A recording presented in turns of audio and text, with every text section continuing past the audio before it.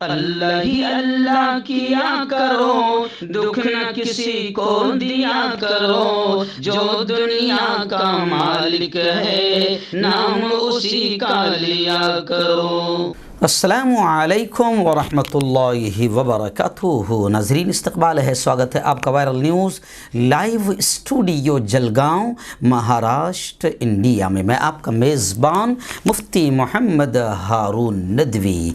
आइए प्यारे मुल्क भारत की बहुत ही ख़ास बड़ी 10 अहम ख़बरों पर नज़र डालते हैं। जी हाँ नाज़रीन, सबसे पहले मैं अपील करूँगा कि जो साथी नए हैं और अभी तक इस बेबाक सच्चे चैनल से जुड़े नहीं हैं, अगर आप चाहते हो कि आपको मुल्क भारत की और पूरी दुनिया की सही और सच्ची खबरें देखने और सुनने को मिले तो फिर आप इस चैनल से जुड़ जाइए। उसका आसान तरीक़ा ये है कि वीडियो के नीचे एक जगह लाल कलर में सब्सक्राइब लिखा होगा, उसे टच कर दीजिए, वो सफ़ेद हो जाएगा। उसके सफ़ेद होते ही सीधे हाथ पर एक बेल, एक घंटी बनकर आएगी, उसे भी टच कर दीजिए। और घंटी को टच करने के बाद 3 ऑप्शन आएंगे, जिसमें पहला ऑप्शन रहेगा ALL ऑल का, उससे भी आप टच कर दें। इस तरह आप चैनल के साथ जुड़ जाएंगे। हमारी हर खबर, हर वीडियो आपको आपके मोबाइल पर मिल जाया करेगी। और हाँ नाज़रीन, हम हर रोज़ एक अपील करते हैं कि प्लीज़, एक प्राइवेट चैनल है और चैनल चलाने के लिए पूरी एक टीम काम कर रही है, बड़ा रुपया पैसा खर्च होता है। अगर आप चाहते हो कि ऐसे बेबाक सच्चे चैनल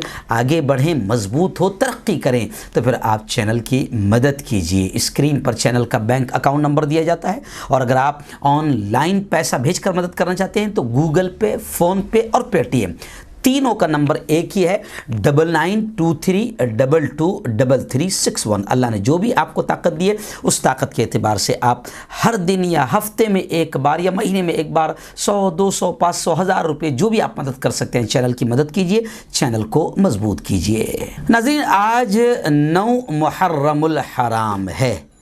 बहुत सारे लोगों ने रोज़ा रखा है। अल्लाह से हम दुआएं करते कि आपके हमारे सब के रोज़े अल्लाह आसान करे, अल्लाह ताला खैर व बरकत नसीब फरमाएँ। आइंदा कल आशूरा का रोज़ा रहेगा और 10 मुहर्रम और जुमा का दिन रहेगा। आप जानते हैं कि जुमा के दिन हमारा लाइव बयान होता है रात 9:30 बजे भारत के वक्त के एतबार से। तो अल्हम्दुलिल्लाह आइंदा कल का बयान भी इसी उन्वान पर रहेगा कि शहादत हुसैन, हुजूर के नवासे की शहादत और उनके अहल खाना की शहादत आखिर क्यों हुई और उन्होंने शहीद होकर क्या पैगाम दिया। करबला का पूरा वाक़या बयान किया जाएगा और शहादत हुसैन और करबला का असल पैगाम क्या है, मकसद क्या है। और उम्मत आज गलत कामों में पड़ी हुई है और असल मकसद को भूल गई है। तो आइंदा कल रात 9:30 बजे आपने पूरी फैमिली के साथ हज़रत हुसैन रज़ियल्लाहु ताला अन्हु और उनके अहल खाना की शहादत का और करबला का पूरा वाक़या और उसका मकसद आपने पूरी फैमिली के साथ ज़रूर सुनना और अपने दोस्तों को भी इस दावत को शेयर कर देना। आइए नाज़रीन, इस वक्त पहली बड़ी खबर आ रही है मुल्क की। जी हाँ, आप जानते हैं कि अभी पूरी दुनिया में एक ही मुद्दा चल रहा है, तालिबान तालिबान तालिबान।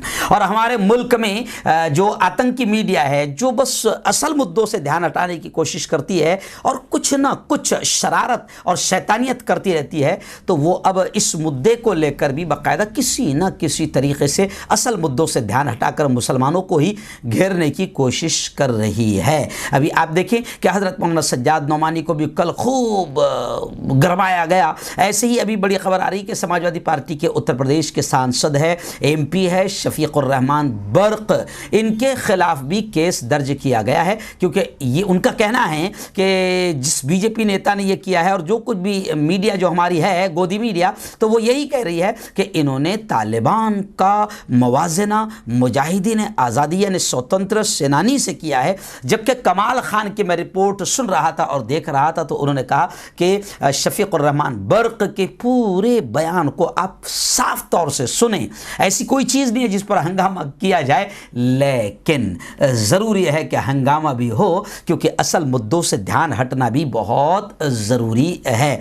इसलिए हम तो ये कह रहे हैं कि भाई तालिबान से और अफगानिस्तान से हमको क्या लेना देना, वो उनके मुल्क का मसला है, उनका अपना मसला है। यहाँ पर आप किसी भी मुसलमान को डिबेट में बुलाए और किसी भी मुसलमान के बयान को तोड़ मरोड़ कर पेश करें तो यह आपकी भी शरारत है। वहीं पर मैं मुसलमानों से भी कहूँगा कि आप इस मसले पर न अपनी बहुत ज़्यादा खुशियों का इजहार करें, न मुबारकबादियाँ पेश करें, न आप कुछ कहें, बल्कि अगर आप और हम समझते हैं कि तालिबान के मुद्दे को लेकर हमारे मुल्क की गोदी मीडिया माहौल को ख़राब कर सकती है, जब ये हमारे मुल्क की इतनी आतंकी मीडिया है कि कोरोना में माहौल ख़राब कर सकती है, कोरोना को मुसलमान बना सकती है, तो फिर ऐसे मुद्दे जिससे मुल्क में असल मुद्दों से ध्यान हटाने के लिए गोदी मीडिया को मुद्दे चाहिए, तो मैं मुसलमानों से भी कहूँगा और सोशल मीडिया और व्हाट्सएप पर रहने वाली हमारी नस्ल से भी कहूँगा कि कोई ऐसी चीज़ या ऐसे कमेंट्स या ऐसी बातें न कहें जिससे शरीरों को शरारत का मौका मिले, क्योंकि उत्तर प्रदेश में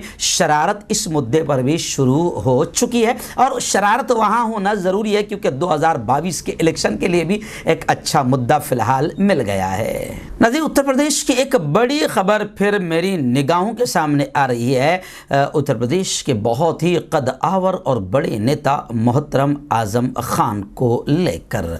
जी हाँ, अभी बड़ी खबर आ रही है कि आज़म खान की रिहाई के लिए जो अर्जी दायर की गई थी अदालत से वो खारिज हो गई। यानी आज़म खान को इस वक्त एक और बड़ा झटका लगा जब रामपुर की MP MLA कोर्ट ने उनकी रिहाई के लिए दायर की गई अर्जी को खारिज कर दिया।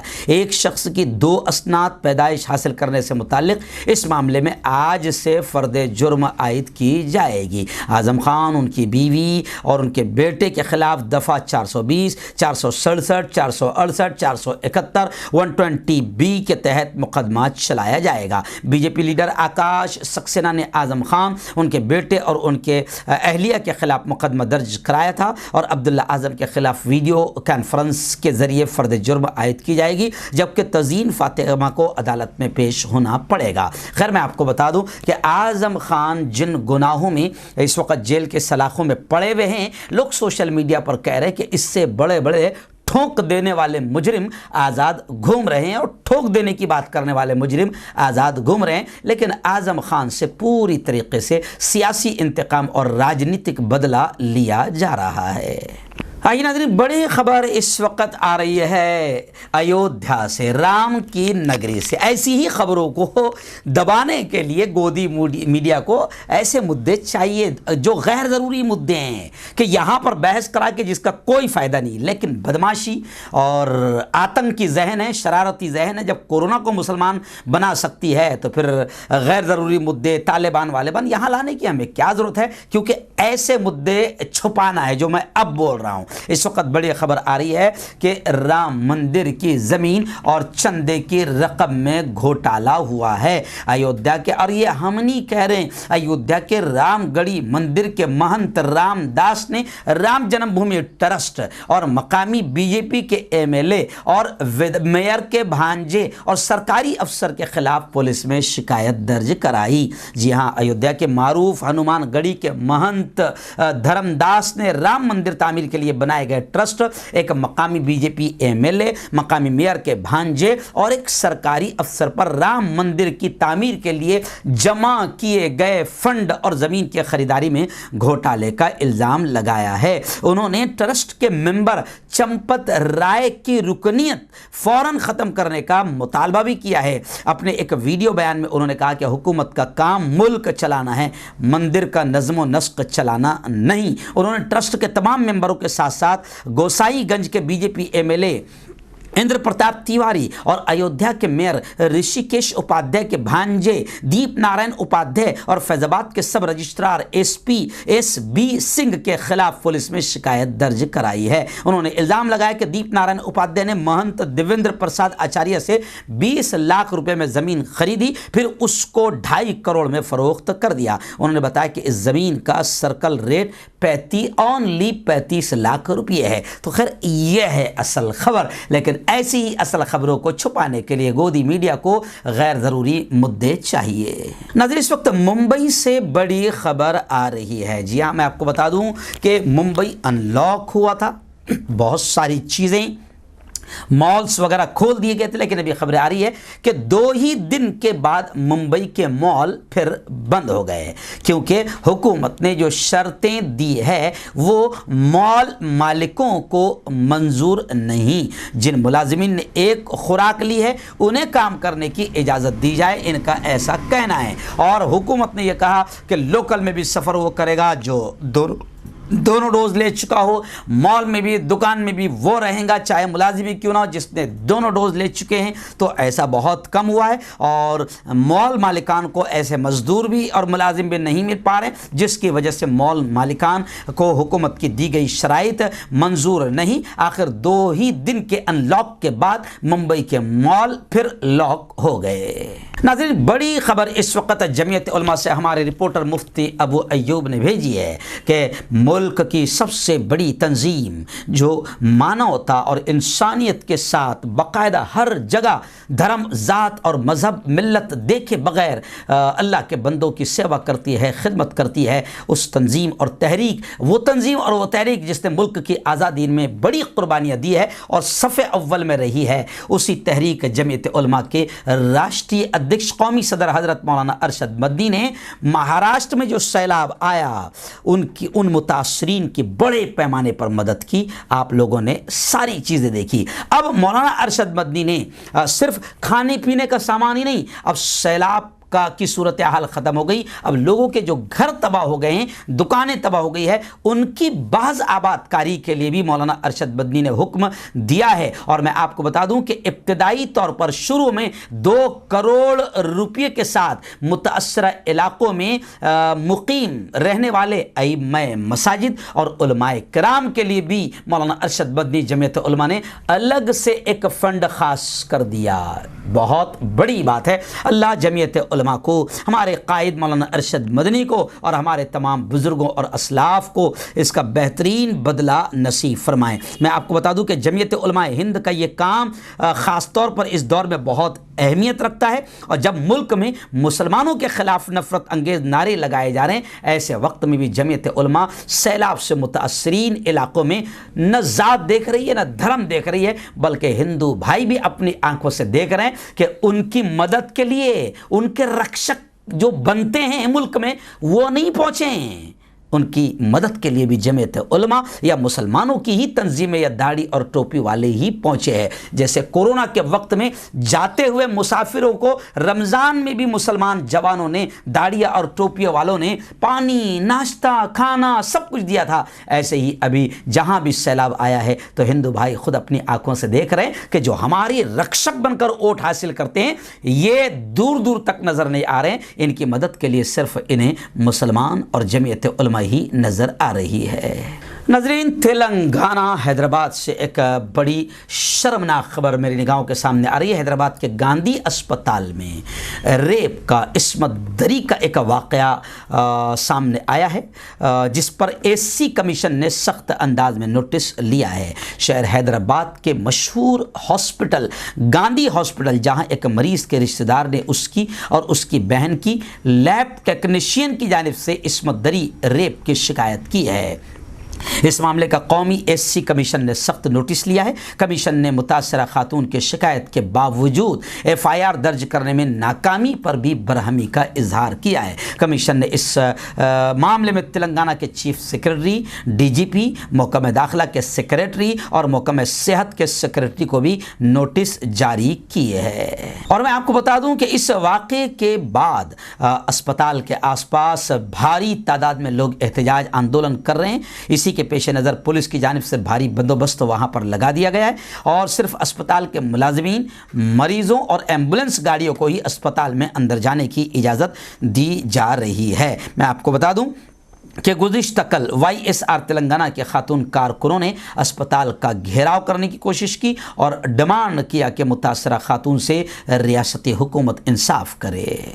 नजर आइए, बड़ी ख़बर इस वक्त आ रही है। जी हाँ, अफ़गानिस्तान में जो कुछ भी हालात पैदा हुए हैं और सियासी तब्दीलियाँ जो आई है, इस पर तबसरा करते हुए अमीर जमात इस्लामी हिंद जनाब सैयद सआदतुल्लाह हुसैनी ने उम्मीद ज़ाहिर की कि इन तब्दीलियों से अफ़गानिस्तान में बरसों से जारी बदअमनी और खून खराबा ख़त्म होगा। वहीं पर ख़ित्ते में अमन व अमान के क़याम और अफ़गान अवाम के हुकूक़ की बहाली में मदद मिलेगी। लेकिन अमीर जमात इस्लामी हिंद सैयद सआदतुल्लाह हुसैनी ने एक बड़ा जुमला कहा कि अफ़गानिस्तान की सूरत हाल से इस्तेमारी ताकतें सबक लें। यानी जो लोग अलग अलग मुल्कों में हुकूमत कर रहे हैं और वो हिटलर शाही या तानाशाही या कुछ भी अगर कर रहे हैं या गलत काम कर रहे हैं, तो उन्होंने भी सबक लेना चाहिए। क्योंकि तालिबान से सबक इसलिए भी लेना चाहिए कि दुनिया की सबसे बड़ी सुपर ताकत को दुम दबाकर भागने पर इन लोगों ने मजबूर कर दिया। तो ऐसे ही इनकी अफ़गानिस्तान की सूरत हाल से जो दूसरी हुकूमतें हैं, उन्होंने भी सबक लेना चाहिए। अफ़गान अवाम की उन्होंने ये भी कहा कि यह बात भी खुश आइंद है कि अफ़गान अवाम की इस्तिकामत और जद्दोजहद के नतीजे में इस मुल्क से इस्तेमारी अफवाज का इनक़िला अमल में आया। यानी उन्होंने इशारा किया कि इनकी जद्दोजहद और इस्तिकामत की वजह से ही अमेरिका की फ़ौजें वहाँ से निकली और अमेरिका दुम दबा कर भागा है। वहीं पर मैं आपको बता दूं कि अफ़गानिस्तान के ताल्लुक से ज़ाहिर बात है कि नेशनल न्यूज़ में भी कुछ लोग अगर देख लें तो ज़्यादा बेहतर रहेगा कि अफ़गानिस्तान की सूरत हाल ये है कि अशरफ गनी जो वहाँ के प्रेसिडेंट वहाँ से फ़रार हुए हैं, भागे हैं, वो इस वक्त अपनी पूरी फैमिली के साथ अबू धाबी में मौजूद है। और वज़ारत ख़ारिजा मुत्तहदा अरब इमारात UAE ने कहा है कि इंसानी बुनियादों पर हमने उनको पनाह दी है। वहीं पर हुकूमत साजी के लिए तालिबान हामिद करज़ई में मुज़ाकरात बातचीत हो रही है। अब्दुल्ला और गुलबदीन हिकमत यार से भी मुलाकातें हुई है। जलालाबाद में मुजाहिरीन पर फायरिंग के वाक़यात भी पेश आए हैं। वहीं तालिबान ने जश्न फ़तह न मनाने की भी हिदायत दी है। नाज़रीन, इस वक्त बड़ी ख़बर आ रही है जम्मू कश्मीर से। जी हाँ, जम्मू कश्मीर के साबिक़ CM साबिक़ वज़ीर आला एक्स CM महबूबा मुफ्ती की वालिदा गुलशन नज़ीर गुज़िश्ता कल इन्फोर्समेंट डायरेक्टरेट यानी ED के राजबाग दफ्तर पर मुबैना मनी लॉन्ड्रिंग मामले में हाजिर हुई। उनके हमरा उनकी दुख्तर महबूबा मुफ्ती भी थी। ED की जानिब से कहा गया कि मनी लॉन्ड्रिंग एक्ट 2002 के तहत गुलशन नज़ीर को ED बुला रही है। खैर, वालिदा को ED ऑफिस बुलाए जाने पर ख़ुद महबूबा मुफ्ती ने सख्त रिएक्शन और शदीद रद्द अमल का इजहार करते हुए कहा कि ये सब सियासी इंतकाम हैं, राजनीतिक बदले हैं। सियासी इंतकाम के लिए तहकीकाती एजेंसियों का इस्तेमाल हो रहा है। यानी CBI हो या ED हो, मरकज़ी सरकार, मोदी सरकार या डायरेक्ट आप कहें कि मोदी अपने सियासी दुश्मनों को दबाने कुचलने के लिए CBI और ED जैसी सरकारी ताकतों और सरकारी एजेंसियों का गलत इस्तेमाल कर रही है। आइए नाज़रीन, महाराष्ट्र की बड़ी खबर इस वक्त मेरी निगाहों के सामने आ रही है। महाराष्ट्र के साबिक़ वज़ीर दाखिला, जी हाँ, अनिल देशमुख ED के सामने 5वीं मरतबा भी गुज़िश्ता कल हाजिर नहीं हुए। मैं आपको बता दूं कि अनिल देशमुख को सुप्रीम कोर्ट से भी एक और बड़ा झटका लगा है। CBI की FIR को खारिज करने से सुप्रीम कोर्ट ने इनकार कर दिया। 5वीं मरतबा अनिल देशमुख ED के सामने हाजिर नहीं हुए। वहीं पर उनके वकील ने दलील पेश की कि सुप्रीम कोर्ट में दरखास्त दाखिल है। महाराष्ट्र के साबिक़ वज़ीर दाखिला बुध को उनके वकील इंद्रपाल सिंह ने ED के सामने उनकी दलीलें रखी। ED ने अनिल देशमुख के खिलाफ मनी लॉन्ड्रिंग के तहत केस दर्ज किया है और ED उनके घर, उनके ऑफिसेज में छापे मार चुकी है। अनिल देशमुख के वकील इंद्रपाल सिंह ने बताया कि हमने ED से अपील की थी कि जब तक हमारा मामला सुप्रीम कोर्ट में चल रहा है तब तक हमें पेश होने की जिद न करें। सुप्रीम कोर्ट का फैसला आने के बाद अनिल देशमुख खुद ED के सामने हाजिर हो जाएंगे।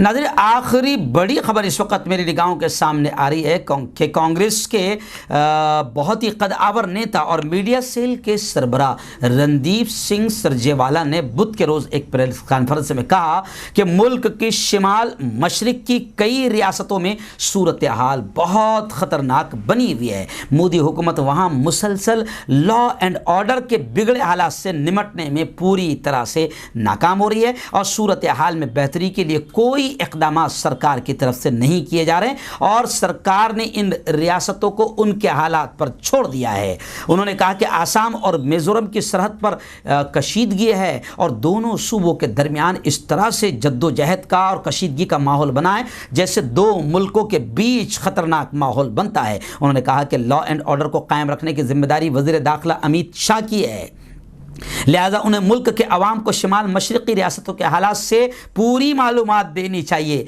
मगर न अमित शाह मालूमात दे रहे हैं न गोदी मीडिया मालूमात दे रही है। गोदी मीडिया अभी इस वक्त मेघालय, आसाम और मिज़ोरम में बद से बदतर हालात है। वहाँ इंटरनेट बंद, वहाँ लोग परेशान हैं, लेकिन ये हालात बताने के बजाय काबुल में क्या चल रहा है ये बताने में हमारी गोदी और आतंकी मीडिया लगी हुई है। तो लोग सोशल मीडिया पर कमेंट कर रहे हैं कि अफगानिस्तान में और काबुल में क्या चल रहा है वो मत दिखाओ। यहाँ इस वक्त काबुल से भी बदतर हालात यहाँ पर भी मचे हुए हैं और यहाँ पर भी लोग बड़े तकलीफ में। और हमारे मुल्क में रणदीप सिंह सुरजेवाला कहते हैं कि हमारे मुल्क में, हमारी मुल्क की दो स्टेट में ऐसे जंग चल रही है जैसे दो मुल्कों में चल रही है। तो गोदी मीडिया को भी चाहिए कि यह हालात दिखाएं और वज़ीर दाखिला अमित शाह को भी चाहिए कि ये हालात पर मुताल्लिक़ मालूमात ज़रूर दें।